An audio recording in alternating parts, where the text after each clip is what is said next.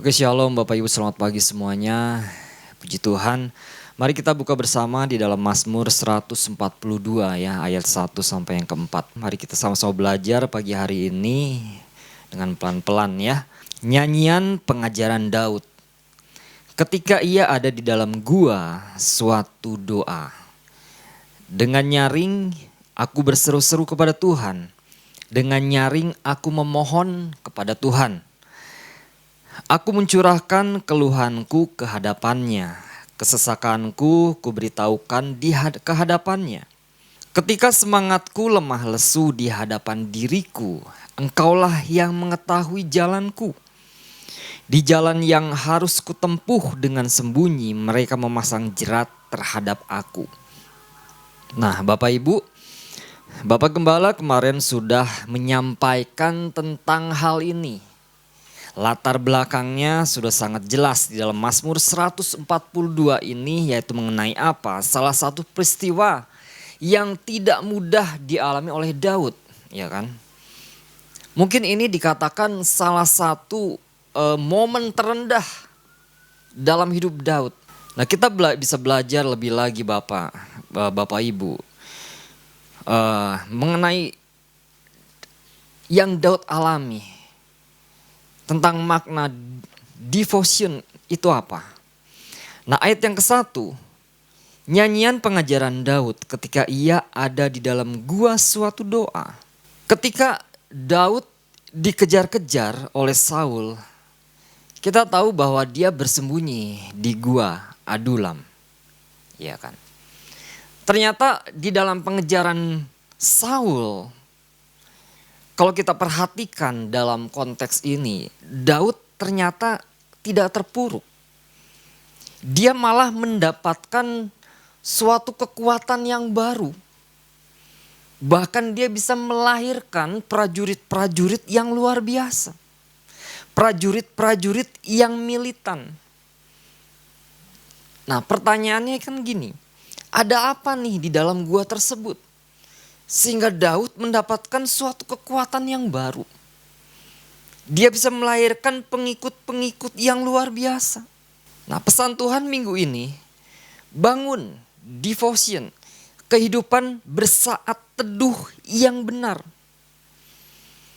Nah, sebagian banyak orang percaya, Bapak Ibu, bahwa saat teduh atau devotion yang benar adalah ketika duduk rapi.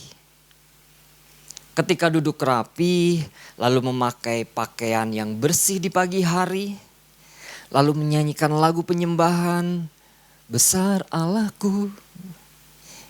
Lalu setelah itu membaca Alkitab. Dan itu rutin dilakukan setiap hari. Itu kan luar biasa Bapak Ibu. Dan itu memang seharusnya yang harus dilakukan oleh setiap anak-anak Tuhan. Setiap orang-orang percaya datang kepada Tuhan membangun mezbah setiap hari. Nah, kalau kita lihat lebih lagi Bapak Ibu, di dalam Mazmur 142 ini, ternyata ini memberikan sudut pandang yang lebih dalam lagi. Kita akan lebih mengerti lebih dalam lagi tentang pengertian orang percaya selama ini tentang bersaat teduh. Itu apa? Devotion. Daud memulai devotionnya bukan di dalam bait Allah. Dengan diiringi kecapi indah, dengan kecapi yang mungkin enak didengar. Tetapi kalau kita lihat di dalam perikop ini, ia mulainya di dalam gua. Nah, hari ini kita sama-sama belajar Bapak Ibu. Kita belajar, saya juga belajar. Satu kebenaran penting tentang devotion itu apa sih? Dan bagaimana ternyata devotion itu benar dan mampu mengubah sesuatu yang benar. Devotion yang dilakukan secara benar itu dapat mengubah. Tanda kutip gini, gua keputusasaan hal-hal yang dianggap orang biasa. Tetapi ketika kita melakukan dengan benar, itu akan menjadi sesuatu kemenangan iman. Ada sesuatu hal-hal perkara yang dahsyat yang seharusnya terjadi ketika kita melakukan hal ini. Nah, karena bicara devotion Bapak Ibu itu bukan hanya sekedar suatu rutinitas saja atau aktivitas rohani yang kita lakukan hari demi hari. Atau waktu durasi kita datang kepada Tuhan mungkin 15 menit, mungkin 20 menit, mungkin 30 menit. Nah, nanti kita akan bahas Bapak Ibu. Kita akan masuk inti pesan Tuhan minggu ini. Nah, inilah yang menjadi pesan Tuhan bagi kita di minggu ini. Sesuatu yang tampaknya biasa namun akan berdampak luar biasa apabila dilakukan dengan benar. Waktu bersaat teduh, devotion yang tampaknya sederhana, apabila dilakukan dengan benar akan menghasilkan perkara-perkara yang dahsyat. Bahkan orang percaya yang melakukan devotion, apabila dilakukan dengan benar akan menghasilkan perkara-perkara luar biasa. Sama seperti hasil Daud ketika ia keluar dari gua Adulam. Nah, kembali ke tema kita Bapak Ibu. Bangun devotion, kehidupan bersaat teduh yang benar. Nah, kalau kita lihat Bapak Ibu secara harfiah, kata devotion berasal dari rumpun bahasa barat atau bahasa Latinnya itu devotio. Di dan fovera. Itu kalimatnya. Di itu artinya secara intens atau secara totalitas. Sedangkan fovere itu artinya kaul. Artinya janji, setia. Atau mendedikasikan. Kemarin Bapak Gembala sudah jelaskan ini secara jelas dalam poin pertama. Mendedikasikan. Jadi secara ilmu yang mempelajari kata-kata Bapak Ibu, devotio itu artinya apa? Tindakan menyerahkan atau mengorbankan diri secara totalitas demi sebuah janji setia kepada pihak yang lebih tinggi, yaitu siapa? Tuhan. Saya akan ulang bagian ini. Devotio itu artinya tindakan menyerahkan atau mengorbankan diri secara total demi sebuah janji setia kepada pihak yang lebih tinggi, yaitu Tuhan itu sendiri. Nah, devotion adalah sikap hati Bapak Ibu. Sikap hati atau gaya hidup yang melandasi aktivitas tersebut. Nah, kalau kita lihat karakteristik daripada devotion ini apa utamanya? Karakteristik utamanya apa? Nah, devotion itu tidak terbatas waktu dan ruang Bapak Ibu. Dia tidak mengenal batas waktu dan ruang. Devotion tidak berhenti saat kita menutup Alkitab. Sesudah kita, misalkan pagi hari kita datang kepada Tuhan, kita memuji menyembah Tuhan, kita membaca Alkitab, dan kita tutup di situ, ternyata makna devotion itu tidak sampai di situ saja. Tetapi maknanya lebih dalam terhadap sikap hati. Sikap hati yang akan terus berjalan saat kita melakukan aktivitas hari demi hari. Berarti apapun yang kita lakukan, makna devotion itu harus ada dalam setiap kita. Karena dia tidak terbatas oleh waktu dan ruang. Lalu karakteristik yang kedua. Esensinya yaitu hubungan, tingkat keintiman dan kelekatan kita dengan Tuhan. Setiap hari secara totalitas, bukan rutinitas. Lalu karakteristik yang ketiga itu bicara tentang fokus hidup. Yaitu apa?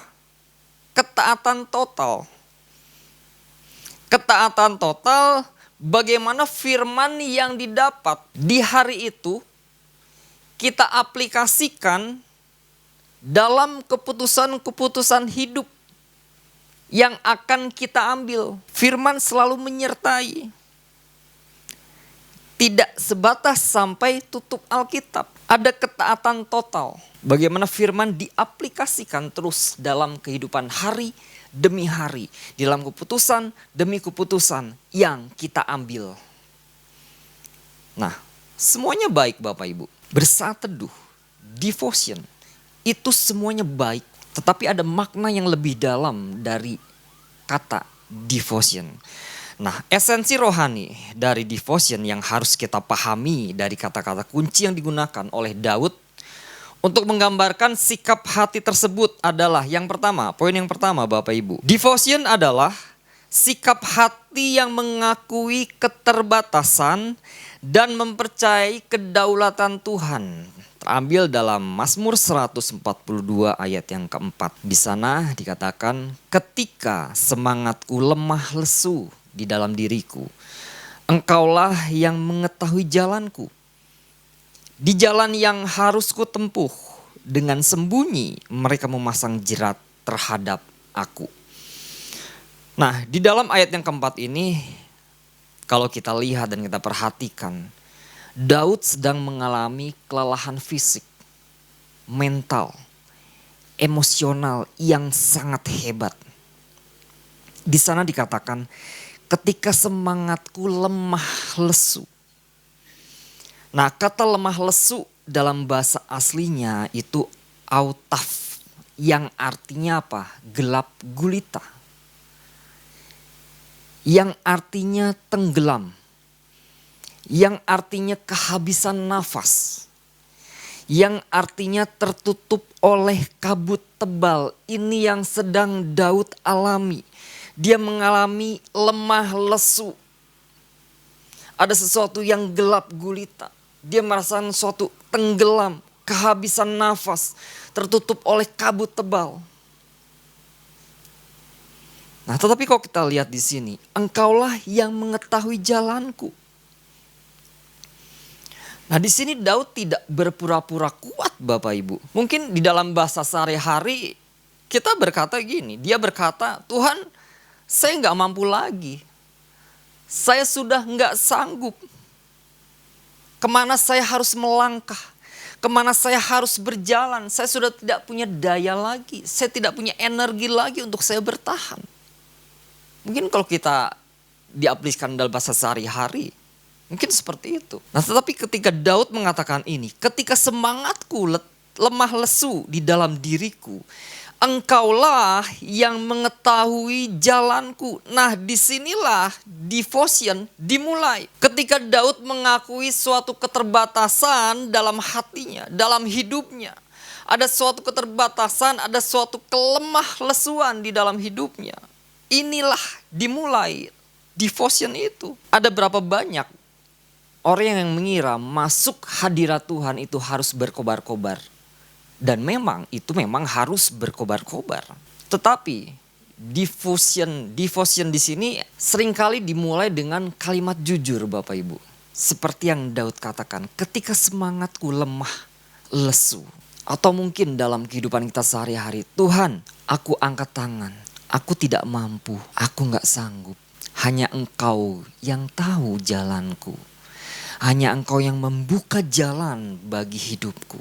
Nah, seringkali yang terjadi gini Bapak Ibu. Orang-orang percaya ketika dia masuk dalam hadirat Tuhan. Dia memuji, menyembah Tuhan. Tetapi ketika dia sedang menghadapi mungkin tantangan, mungkin sedang menghadapi masalah dalam kehidupannya. Ketika dia memuji menyembah Tuhan, mungkin ada terbesit berpikir gini, oh iya ya, kayaknya ini deh langkah yang harus saya ambil seperti ini. Orang percaya seringkali gini, mereka-reka apa yang dia pikirkan dari hasil apa? Perenungan pribadi. Perenungan pribadi tidak salah. Cuman masalahnya gini, apakah itu sesuai dengan apa yang Tuhan mau? Dia pikir gini, ini jalan keluar saya melalui perenungan pribadi saya. Ini hal-hal yang harus saya hadapi. Jalannya seperti ini melalui perenungan pribadi saya. Tetapi devotion di sini adalah gini. Tuhan, aku angkat tangan. Aku tidak mampu. Aku perlu Engkau. Aku perlu jawaban yang daripada Engkau. Nah, devotion bukan saja mengakui tentang keterbatasan Bapak Ibu. Ternyata gini, devotion juga berbicara tentang kesetiaan dalam penantian akan janji Tuhan. Oh iya, ketika kita berbicara gini, Tuhan, aku angkat tangan. Aku tidak mampu, aku perlu jawaban yang daripada Engkau. Aku perlu janjimu. Aku perlu arahanmu. Aku perlu jawabanmu. Siap enggak kita untuk menerima jawaban? Menanti janji Tuhan tergenapi dalam setiap apa yang kita doakan. Ternyata di sini diperlukan kesetiaan Bapak Ibu. Diperlukan kesetiaan. Kenapa? Karena akan banyak solusi-solusi Bapak Ibu. Ketika seseorang percaya diperhadapkan dengan masalah atau tantangan, dia datang kepada Tuhan. Dia berdoa kepada Tuhan. Minta arahan Tuhan, minta jawaban Tuhan bahwa aku gak mampu. Di tengah penantian itu akan banyak tantangan yang akan dia hadapi. Mungkin gini, solusi-solusi pintas yang akan dia terima melalui apa? Pemikiran manusia. Tetapi kalau kita lihat Daud, Engkaulah yang mengetahui jalanku. Tetapi aku memilih untuk tetap setia. Ya kan? Karena Engkaulah yang mengetahui jalanku. Nah, kalau kita aplikasikan dalam kehidupan sehari-hari Bapak Ibu. Mungkin banyak orang percaya yang kuat gini, Pak. Menanti janji Tuhan. Mungkin 1 hari, 2 hari, 1 minggu, 2 minggu, mungkin sebulan. Nah, bagaimana kalau penantian itu berubah menjadi 1 tahun atau menjadi bertahun-tahun? Sepertinya belum tampak suatu perubahan. Belum kelihatan adanya perubahan. Nah, apakah kita akan tetap mencari Tuhan? Kita akan tetap menanti jawaban daripada Tuhan dengan sabar di dalam kedaulatannya. Atau kita mencari jalan pintas, mencari jawaban pintas melalui pemikiran-pemikiran daripada manusia itu yang belum pasti benar menurut ukuran Tuhan. Nah, Bapak Ibu, mempercayai kedaulatannya Tuhan itu berarti bicara tentang sikap hati ya. Sikap hati yang tenang di dalam penantian karena yakin gini. Karena yakin dan percaya bahwa pilot kehidupan kita itu ada di dalam tangan Tuhan. Hanya Tuhan yang berdaulat. Hanya Tuhan yang memberikan jawaban. Nah, Bapak Ibu, bicara tentang penantian ya akan jawaban Tuhan. Itu gak mudah loh, itu gak mudah. Nah, setahun yang lalu kan sebelum Papa dipanggil Tuhan. Selama setahun itu Papa mengalami keadaan, kalau dalam istilah dokter itu pasien yang vegetatif. Pasien yang vegetatif itu pasien yang sudah tidak bisa merespon. Seluruh keadaan tubuhnya kaku, lemah. Tidak berdaya. Nah, ini yang dialami papa saya setelah masa stroke yang dia alami. Nah, selama setahun itu setelah papa menderita stroke dan mengalami vegetatif itu, saya datang kepada Tuhan. Saya berharap kepada Tuhan mengalami satu kesembuhan seperti sedia kala. Ini harapan saya Bapak Ibu. Pemikiran saya bahwa gini, Tuhan itu dahsyat. Tuhan itu luar biasa. Masa sih Tuhan tidak bisa menyembuhkan? Tuhan itu hebat kok. Itu pemikiran dalam pikiran saya, dalam benak saya. Saya punya kerinduan seperti itu gitu kan. Tetapi ketika menjelang Papa dipanggil Tuhan, di hari-hari bulan-bulan, mungkin bulan-bulan yang terakhir itu, ada orang yang datang kepada saya dan bicara, coba untuk belajar untuk menyerahkan menyerahkan keadaan papa ke Tuhan gitu. Apa yang terbaik bagi dia, serahkan itu semua. Karena Tuhan tahu kok yang terbaik. Akhirnya ketika saya mendapatkan itu, saya coba walaupun dengan dalam hati saya berat, saya menyerahkan segala sesuatu, berserah kepada Tuhan. Karena saya tetap kekeh pada waktu itu, pasti sembuh. Tapi saya mulai berubah pandangan saya. Saya mulai datang kepada Tuhan, saya berserah kepada Tuhan, saya menyerahkan papa ke dalam tangan Engkau Tuhan. Apapun yang terjadi, itu yang terbaik. Karena itulah kehendak-Mu, karena Tuhan berdaulat atas kehidupan papa. Nah, seringkali orang percaya gini Bapak Ibu, menjadi tanda kutip Tuhan dalam hidupnya. Tuhan dalam diri sendiri. Nah, devotion di sini tidak selalu mengubah keadaan sekitar menjadi mungkin gini, menjadi instan dan menjadi lebih baik. Atau sesuai dengan harapan kita. Tetapi devotion di sini dia mengubah posisi hati kita. Dia mengubah keberadaan hati kita. Nah, sejak saat itu saya mulai robah doanya. Dan ketika bulan Mei Bapak Ibu, tepatnya setelah papa ulang tahun, malam saya datang ke kamar, ke papa gitu kan. Tiba-tiba ada dalam hati Tuhan bilang gini, sudah saatnya. Wah, ketika saya dengar itu sedih dong. Sudah saatnya. Ya udah, kalau ini yang terbaik bagi Tuhan. Karena saya sudah menyerahkan semua kepada Tuhan. Yang terbaik bagi papa. Pagi hari ketika saya di sebelah, saya datang ke kamar. Pagi-pagi subuh-subuh ternyata papa udah gak ada. Papa dipanggil Tuhan. Nah, di sini Bapak Ibu. Devotion yang benar adalah gini.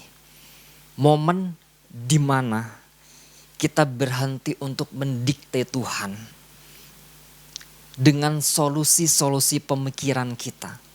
Pemikiran-pemikiran manusia yang kita anggap benar. Tetapi di sini kita mulai berserah kepada kedaulatan Tuhan yang sejati. Itu yang pertama Bapak Ibu. Yang kedua, esensi rohani dari devotion yang harus kita pahami dari kata-kata kunci yang digunakan oleh Daud untuk menggambarkan sikap hati tersebut adalah yang kedua. Devotion adalah tempat perlindungan saat ditinggalkan dunia. Mazmur 142 ayat yang kelima. Di sana firman Tuhan, pandanglah ke kanan dan lihatlah tidak ada seorang pun yang menghiraukan aku. Tempat pelarian bagiku telah hilang. Tidak ada seorang pun yang mencari aku. Nah, dalam budaya dan hukum Israel kuno Bapak Ibu, di sana kan dikatakan pandanglah ke kanan. Nah, sebelah kanan itu dalam budaya mereka itu posisi yang sangat krusial. Di mana ada pembela hukum.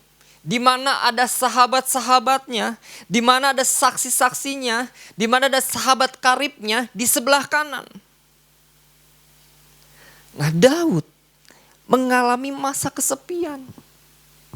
Daud mengalami masa penolakan, dia dikhianati, mungkin dia ditinggalkan oleh semua orang. Tidak ada seorang pun di samping kanan dia. Semua orang yang dulu bersorak. Iya kan? Bersorak saat mengalahkan Goliat. Ya, Daud hebat.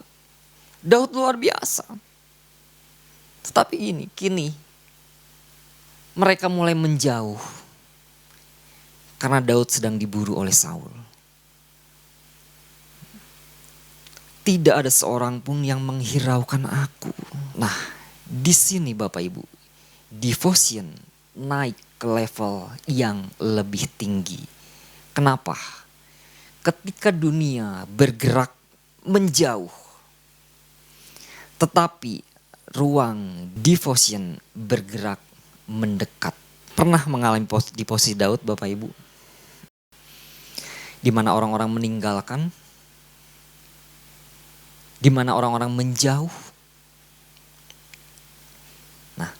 Itu kan dunia.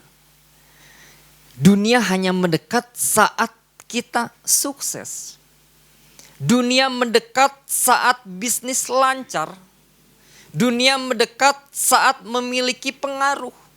Tetapi di sini, devotion di sini adalah tempat di mana kita diterima. Kita diterima saat kita tidak punya apa-apa lagi, Bapak Ibu. Nah, apa yang dilakukan Daud? Apa yang dilakukan Daud? Dia menengadah ke atas. Istilahnya gitulah. Ayat yang ke-6 dikatakan apa? Aku berseru-seru kepada ya Tuhan. Aku berseru-seru kepadamu ya Tuhan, kataku.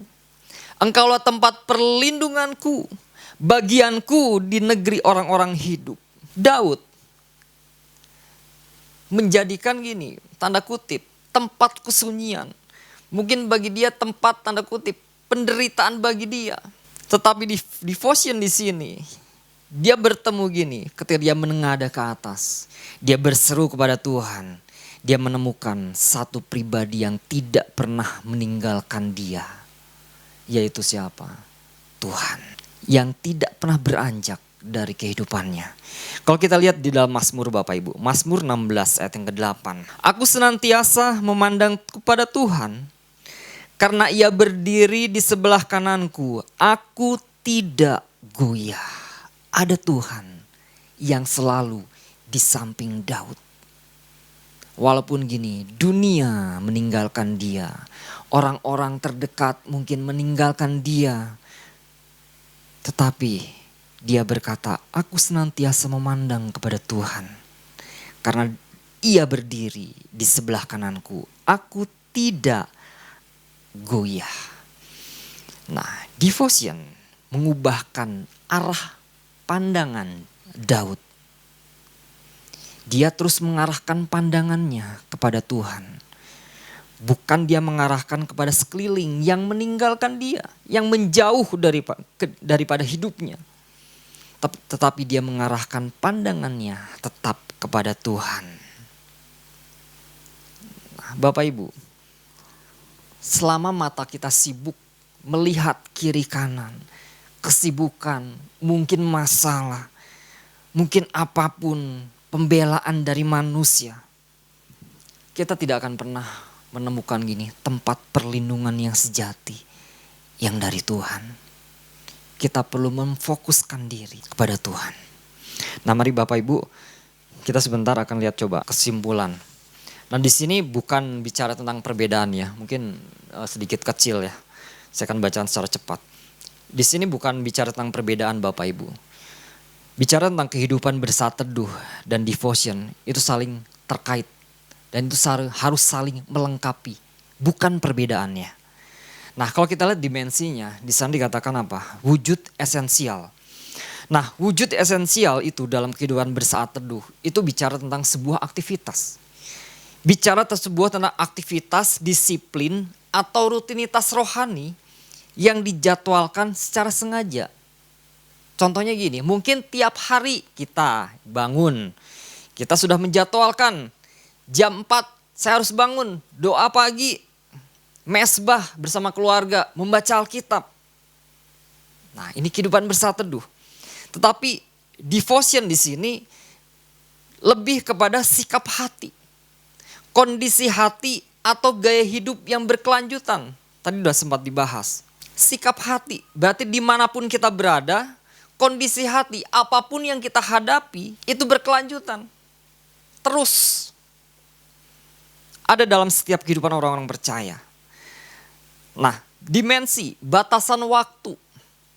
Batasan waktu. Nah, kalau kehidupan bersaat teduh, itu terikat oleh waktu.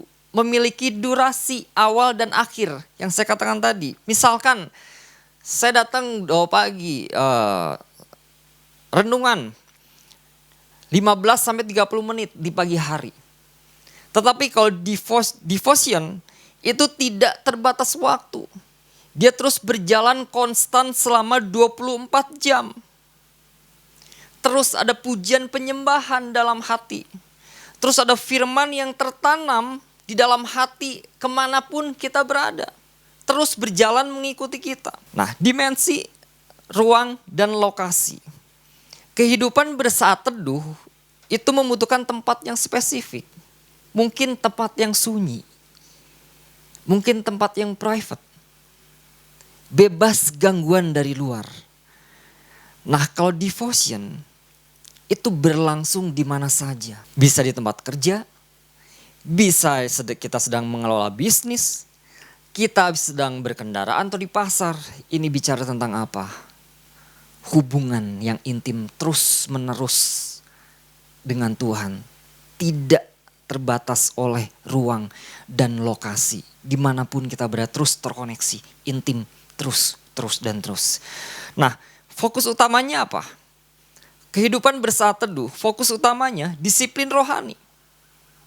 Harus membaca Alkitab, merenungkan firman Tuhan, mendengarkan tuntunan, dan menaikkan doa. Kalau devotion itu bicara tentang ketaatan total. Yaitu apa? Bukan hanya sekedar membaca saja, bukan sekedar hanya merenungkan firman Tuhan saja, tetapi di sini menghidupi firman Tuhan. Menghidupi firman Tuhan dan memastikan hidup ini, setiap keputusan diambil itu sesuai dengan firman Tuhan dan tunduk kepada kehendak Tuhan. Nah, kalau kita lihat indikator keberhasilan, kehidupan bersaat teduh, itu kedisiplinan dan konsistensi untuk menyisihkan waktu duduk di kaki Tuhan setiap hari. Oh ya, saya mau meluangkan waktu setiap hari, misalkan setengah jam, pagi, sore atau malam. Disiplin, konsisten. Nah, kalau devotion itu bicara tentang transformasi karakter. Yaitu apa? Kemurnian, motivasi, dan kesetiaan iman saat menghadapi badai. Nah, apapun yang terjadi, kondisi apapun tetap konsisten, disiplin. Karena itu ini membentuk transformer karakter. Nah, kalau kita lihat dari analogi hubungan, kehidupan bersaat teduh.